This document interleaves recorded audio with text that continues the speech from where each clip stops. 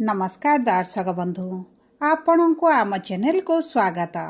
आज कार्यक्रमटी समस्त कन्या राशि व्यक्ति विशेषों बहुत अधिक गुरुत्वपूर्ण रही कारण यही वीडियो रे आपणकर संपूर्ण मार्च मासटी केमिति रहिबो कौन परिवर्तन आसिबो आपणक जीवन रे एवं ग्रह मानकर गोचर राशि परिवर्तन आपण मानक पई केमिति रहिबो एही मार्च मासरे एही वीडियो रे विस्तृत भाव रे आलोचना करिबा एवं ता सहित जानिबा केउ क्षेत्र रे अधिक परिवर्तन आनिबे एवं आपणकर राशिटी कन्या हेले मध्य आपणक नक्षत्र अनुଯାୟୀ शुभ प्रभाव पड़िबो ना अशुभ प्रभाव पड़िबो एवं सबुठारु बड़ कथा हेउची कोन रहिछि प्रतिकार जहा आपणकर अशुभत्व को दूर करिबारे सहाय्य करिबो एवं शुभाशुभ फल को द्विगुणित करिबो एही वीडियो रे विस्तृत भाव रे आलोचना करिबा।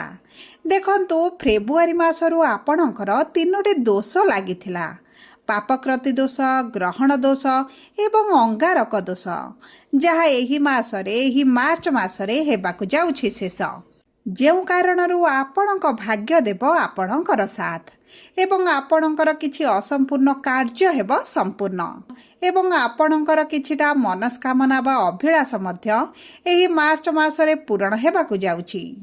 तेबे एही मार्च मासरे कोन परिवर्तन आसीबो आपणक जीवन रे एवं केउ क्षेत्र गुड़िकरे आपणकु टिके सावधान रहिबाकु पड़िबो एही वीडियो रे विस्तृत भाव रे आलोचना करिबा।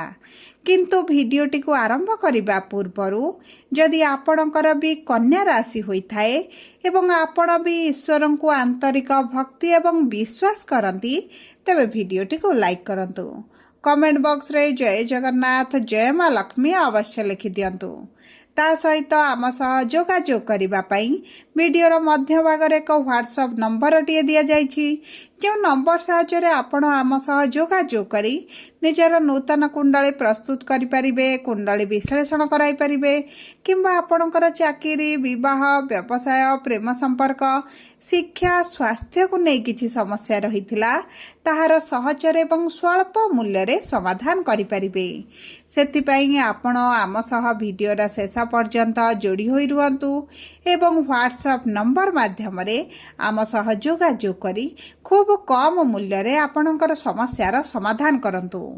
एबे आसंतु कार्यक्रमटी को आग को बढ़ाइबा एवं जानिबा एही तीनोटी दोष पाई आपणकर जो समस्या गुड़िक बढ़ी चलीथिला विशेष भाव रे आपणकर जो स्वास्थ्य समस्या देखा जाउथिला एवं आपणकर आर्थिक समस्या जो बढ़िबारे लागिछि आपण ऋण आनिथिले किंतु ऋणटी को सुझी पारु नाहंती कारण आपण ऋण सुझिबा पई चिंता करिबा समय किछि ना किछि कार्य आपणकर आसी जाउछि जो कारणरू आपण ऋण सुझी पारु नाहंती एवं सेथिपई आपण दुश्चिंतार अछंती बहुत गुड़िए कन्या राशि विद्यार्थी माने मध्य शिक्षा क्षेत्र में समस्या देखुचंती परिश्रम अनुसार तांको फल प्राप्ति हेउ नाही किंबा पाठ ठारू मन हटी अलगा दिग प्रति जाउछि एवं ता सहित किछि कन्या राशि व्यक्ति विशेष माने चाकरी पई बारंबार चेष्टा करी मध्य विफलता देखुचंती का चाकरी रे नियुक्ति होई पारु नाहंती किंबा आपणकर पूर्वरु जदि चाकरी क्षेत्र रे अछंती बहुत गुड़िए समस्यार आपण सम्मुखीन हेउतिले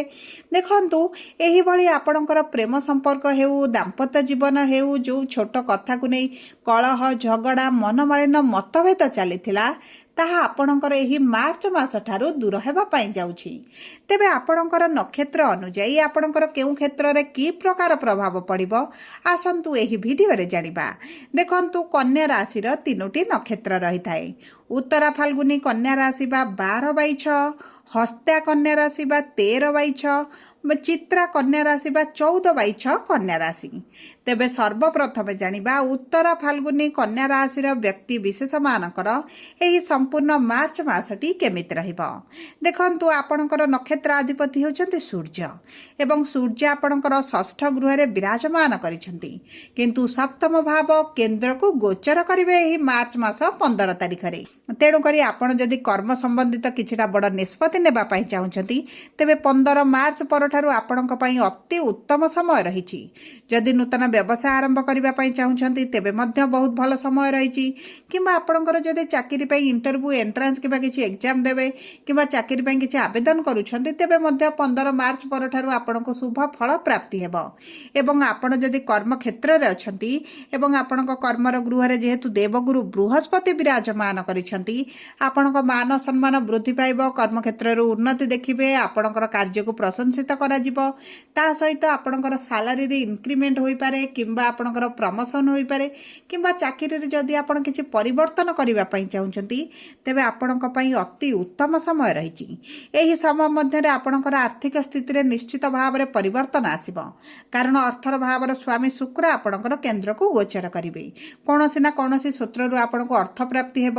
ଯେଉଁ କାରଣରୁ ଆପଣଙ୍କର ଅର୍ଥର ସମସ୍ୟାକୁ ନେଇ ଯଦି କିଛି କାର୍ଯ୍ୟ କରିପାରୁନଥିଲେ ସେହି କାର୍ଯ୍ୟଗୁଡ଼ିକ ମଧ୍ୟ ଆପଣ କରିବା ଆରମ୍ଭ କରିବେ। ସନ୍ତାନଙ୍କ ଜୀବନକୁ ନେଇ ଯଦି ଆପଣ ଚିନ୍ତିତ ରହୁଥିଲେ ତେବେ ସନ୍ତାନଙ୍କ ଜୀବନରୁ କିଛି ନା କିଛି ଶୁଭ ଖବର ପ୍ରାପ୍ତି କରିବେ ଏବଂ ସନ୍ତାନଙ୍କର ଭାଗ୍ୟ ତାଙ୍କ ସାଥ ଦେବା ଆରମ୍ଭ କରିବ। ଏବେ ଆସନ୍ତୁ ଜାଣିବା ଦ୍ୱିତୀୟ ରାଶି ହସ୍ତା କନ୍ୟା ରାଶିର ବ୍ୟକ୍ତିବିଶେଷଙ୍କର ସମ୍ପୂର୍ଣ୍ଣ ମାର୍ଚ୍ଚ ମାସଟି କେମିତି ରହିବ। ଦେଖନ୍ତୁ, ଆପଣଙ୍କର ନକ୍ଷତ୍ର ଅଧିପତି ହେଉଛନ୍ତି ଚନ୍ଦ୍ରମା ଏବଂ ଏକାଦଶ ଭାବର ସ୍ୱାମୀ ହେଉଛନ୍ତି ଚନ୍ଦ୍ରମା। ଏକାଦଶ ଭାବ ହେଉଛି ଆପଣଙ୍କ ମନସ୍କାମନା, ଅଭିଳାଷ, ଇଚ୍ଛାବୃତ୍ତି ଏବଂ ଆପଣଙ୍କ ଧନ ବା ଲାଭର ଭାବ ଅଟେ। ତେଣୁକରି ଏହି ସମୟ ମଧ୍ୟରେ ଆପଣ ଯଦି ପୂର୍ବରୁ ବ୍ୟବସାୟ କରୁଛନ୍ତି ବ୍ୟବସାୟରେ ଉନ୍ନତି ଦେଖିବେ। ବ୍ୟବସାୟର ପୂର୍ବରୁ ଯେଉଁ ମାନ୍ଦା ପରିସ୍ଥିତି ଚାଲିଛି ସେଥିରେ ସ୍ୱଚ୍ଛଳ ପରିସ୍ଥିତି ଆସିବ ଏବଂ ଆପଣ ଯଦି କିଛି ପାର୍ଟନରସିପ୍ରେ ବ୍ୟବସାୟ କରୁଛନ୍ତି ଏବଂ ସେଥିରେ ଆପଣଙ୍କୁ ଲସ୍ ଦେଖିବାକୁ ପଡ଼ୁଛି ଏବଂ ବ୍ୟବସାୟରେ ଆପଣ ଆଗକୁ ବଢ଼ିପାରୁନାହାନ୍ତି ତେବେ ମଧ୍ୟ ଆପଣଙ୍କ ବ୍ୟବସାୟରେ ଆପଣ ଆଗକୁ ବଢ଼ିବେ। ଏବଂ ତା ସହିତ ଯଦି ଆପଣଙ୍କର ଦୈନନ୍ଦିନ ରୋଜଗାର ରହିଛି, ଡେଲି ଇନକମ୍ ଆପଣଙ୍କର ଆସୁଛି ଏବଂ ସେଥିରେ ଆପଣ କମ୍ ହେବା ଦେଖୁଛନ୍ତି ତେବେ ମଧ୍ୟ ଆପଣଙ୍କର ଇନକମ୍ରେ ବୃଦ୍ଧି ହେବା ଆପଣ ଦେଖିବେ। ଏବଂ ଏହି ସମୟରେ ଆପଣ କିଛି ଏକ୍ସଟ୍ରା ଇନକମ୍ କରିବା ପାଇଁ ମଧ୍ୟ ଚିନ୍ତା କରିବେ। ସାଇଟ୍ରେ କିଛି ବିଜନେସ୍ କରିପାରନ୍ତି, ସାଇଟ୍ରେ କିଛି ଜବ୍ କରିପାରନ୍ତି। ଦେଖନ୍ତୁ, ଯେକୌଣସି ମାଧ୍ୟମରେ ଆପଣଙ୍କର ଆର୍ଥିକ କ୍ଷେତ୍ରକୁ ଆପଣ ବୃଦ୍ଧି କରିବେ। ଏହି ମାର୍ଚ୍ଚ ମାସରେ ଆପଣଙ୍କର କିଛି ନା କିଛି ତ ଅଭିଳାଷ ମନସ୍କାମନା ନିଶ୍ଚିତ ଭାବରେ ପୂରଣ ହେବ। ଏବଂ ଦେଖନ୍ତୁ, ଆପଣ ଯଦି ପ୍ରେମ ସମ୍ପର୍କରେ ଅଛନ୍ତି, ପ୍ରେମ ବିବାହ କରିବା ପାଇଁ ଚାହୁଁଛନ୍ତି ତେବେ ଅତି ଉତ୍ତମ ସମୟ ରହିଛି। ଆପଣ ଯଦି ଦ୍ୱିତୀୟ ବିବାହ କରିବା ପାଇଁ ଚାହୁଁଥିଲେ ତେବେ ମଧ୍ୟ ଆପଣଙ୍କୁ ଶୁଭ ଫଳ ପ୍ରାପ୍ତି ହେବ। ଆପଣଙ୍କ ବିବାହ ପରେ ଆପଣଙ୍କ ଭାଗ୍ୟ ଆପଣଙ୍କ ସାଥ ଦେବା ପାଇଁ ଯାଉଛି। ଏବଂ ଯେଉଁ ବ୍ୟକ୍ତିମାନଙ୍କର ବୈବାହିକ ସମ୍ପର୍କ ଖରାପ ଚାଲିଥିଲା, କିଛି ନା କିଛି ସମସ୍ୟାକୁ ନେଇ ଆପଣ ଚିନ୍ତିତ ରହୁଥିଲେ, ଦୁଶ୍ଚିନ୍ତାରେ ରହୁଥିଲେ, ତେବେ ଆପଣଙ୍କ ପାରିବାରିକ ସ୍ଥିତିରେ ମଧ୍ୟ ସ୍ୱଚ୍ଛଳ ପରିସ୍ଥିତି ଆସିବ। ଆପଣ ପରିବାର ମଧ୍ୟରେ କିଛି ନା କିଛି ବଡ଼ ନିଷ୍ପତ୍ତି ନେବା ପାଇଁ ଯାଉଛନ୍ତି ଏବଂ ତା ସହିତ ଯଦି ଆପଣଙ୍କ ପରିବାର ପାଇଁ କିଛି ଆପଣ କ୍ରୟ କରିବା ପାଇଁ ଚାହୁଁଥିଲେ ତେବେ ଆପଣଙ୍କୁ ତ ବହୁତ ଅଧିକ ଶୁଭ ଫଳ ପ୍ରାପ୍ତି ହେବ।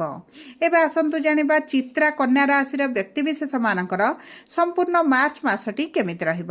ଦେଖନ୍ତୁ, ଆପଣଙ୍କର ନକ୍ଷତ୍ରାଧିପତି ହେଉଛନ୍ତି ମଙ୍ଗଳ ଏବଂ ମଙ୍ଗଳ ହେଉଛନ୍ତି ଆପଣଙ୍କର ଅଷ୍ଟମ ଭାବ ଏବଂ ତୃତୀୟ ଭାବର ସ୍ୱାମୀ ଅଟନ୍ତି। ଦେଖନ୍ତୁ, ଆପଣଙ୍କୁ କିଛି ଅଚାନକ ଧନ ପ୍ରାପ୍ତି ହେବାର ମଧ୍ୟ ସମ୍ଭାବନା ଅଛି।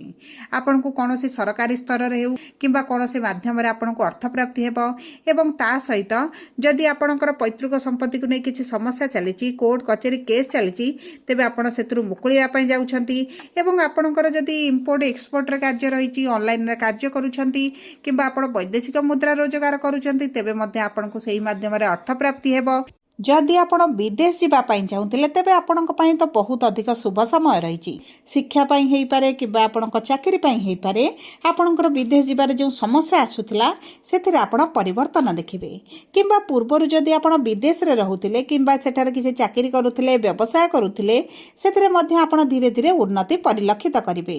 ସବୁଠାରୁ ବଡ଼ କଥା ହେଉଛି ଆପଣଙ୍କ ଆର୍ଥିକ କ୍ଷେତ୍ରରେ ପରିବର୍ତ୍ତନ ହେବା ସହିତ ଆପଣ ଯଦି କିଛି ପ୍ରପର୍ଟି ବିକ୍ରି କରିବା ପାଇଁ ଚାହୁଁଥିଲେ କିମ୍ବା କିଛି ଜାଗା ଆପଣଙ୍କର ବିକ୍ରି କରିବାର ଥିଲା କିନ୍ତୁ ଆପଣଙ୍କର ବିକ୍ରି ହୋଇପାରୁନଥିଲା ତେବେ ଆପଣଙ୍କର ସେହି ପ୍ରପର୍ଟି ବିକ୍ରି ହୋଇପାରେ। ସେଥି ମାଧ୍ୟମରୁ ମଧ୍ୟ କିଛିଟା ଧନ ଆପଣ ପ୍ରାପ୍ତ କରିପାରନ୍ତି। ଦେଖନ୍ତୁ, ଆପଣଙ୍କ ପରିବାର ପାଇଁ ଆପଣ କିଛିଟା ଭୋଗ ବିଳାସ ଐଶ୍ୱର୍ଯ୍ୟର ଜିନିଷ କିଛି କ୍ରୟ କରିପାରନ୍ତି। ଧନ ଆପଣ କିଛି ଯାନ, ଭୂମି, ଗାଡ଼ି, ଘର ମଧ୍ୟ କ୍ରୟ କରିପାରନ୍ତି। ନୂତନ ଘର ଯଦି କିଣିବା ପାଇଁ ଚାହୁଁଥିଲେ କିମ୍ବା କିଛି ପରିବର୍ତ୍ତନ କରିବା ପାଇଁ ଚାହୁଁଥିଲେ ତେବେ ମଧ୍ୟ ଆପଣଙ୍କ ପାଇଁ ଅତି ଉତ୍ତମ ସମୟ ରହିଛି। ମୋଟାମୋଟି ଭାବେ ଦେଖିବାକୁ ଗଲେ କନ୍ୟା ରାଶିର ବ୍ୟକ୍ତିବିଶେଷମାନଙ୍କର କୌଣସି ବିଶେଷ ସ୍ୱାସ୍ଥ୍ୟ ସମସ୍ୟା ଦେଖାଯିବ ନାହିଁ। କିନ୍ତୁ ରାହୁ ଯେହେତୁ ଆପଣଙ୍କ ଷଷ୍ଠର ଭାବରେ ଅଛନ୍ତି, ଆପଣଙ୍କର ପେଟ ଜନିତ ସମସ୍ୟା କିଛିଟା ଦେଖାଦେଇପାରେ। ସେଥିପ୍ରତି ଆପଣଙ୍କୁ ଟିକେ ସଚେତନ ରହିବାକୁ ପଡ଼ିବ। ଆପଣଙ୍କ ଖାଦ୍ୟ ପାନୀୟର ଦାୟିତ୍ୱ ନେବା ପାଇଁ ପଡ଼ିବ, ନଚେତ ଆପଣଙ୍କର ଏହି ମାର୍ଚ୍ଚ ମାସରେ କିଛିଟା ଅଶୁଭ ପ୍ରଭାବ ପଡ଼ିବ ନାହିଁ। ସବୁ ପରେ ଆପଣଙ୍କର ଦଶା ମହାଦଶା ଯଦି ଖରାପ ଚାଲିଥିବ ଏବଂ ଆପଣଙ୍କର କୁଣ୍ଡଳୀରେ ଯଦି ଗ୍ରହ ସ୍ଥିତି ଖରାପ ଥିବ, ତେବେ ଆପଣ ପ୍ରତିଦିନ ପ୍ରଭୁ ଗଣେଶଙ୍କର ପୂଜାର୍ଚ୍ଚନା କରନ୍ତୁ। ବୁଧଙ୍କର ବୀଜ ମନ୍ତ୍ର 108 ଥର ପାଠ କରନ୍ତୁ। ପ୍ରାତଃ ସମୟରେ ସୂର୍ଯ୍ୟଙ୍କୁ ଜଳ ଅର୍ପଣ କରନ୍ତୁ। ମହାଦେବଙ୍କର ଉପାସନା କରନ୍ତୁ କିମ୍ବା ଓମ୍ ନମଃ ଶିବାୟ ମନ୍ତ୍ର ପ୍ରତିଦିନ 27 ଥର ପାଠ କରନ୍ତୁ। ଚେଷ୍ଟା କରନ୍ତୁ ହନୁମାନ ଚାଳିଶା ପ୍ରତିଦିନ ପଢ଼ିବା ପାଇଁ। ଆପଣଙ୍କ ଜୀବନର ଅଧିକାଂଶ କଷ୍ଟ ଦୁଃଖ ଆପଣଙ୍କର ଦୂର ହୋଇଯିବ। ସବୁ ପରେ ଯଦି ଆପଣଙ୍କର କନ୍ୟା ରାଶି ହୋଇଥାଏ, ଭିଡ଼ିଓଟି କିଭଳି ଲାଗିଲା କମେଣ୍ଟ ବକ୍ସରେ ଲେଖି ଜଣାନ୍ତୁ। ଯଦି ପ୍ରଥମ ଥର ଆମ ଚ୍ୟାନେଲକୁ ଆସିଛନ୍ତି, ଚ୍ୟାନେଲଟିକୁ ସବସ୍କ୍ରାଇବ୍ କରନ୍ତୁ। ପାଖରେ ଥିବା ବେଲ୍ ଆଇକନକୁ ପ୍ରେସ୍ କରନ୍ତୁ।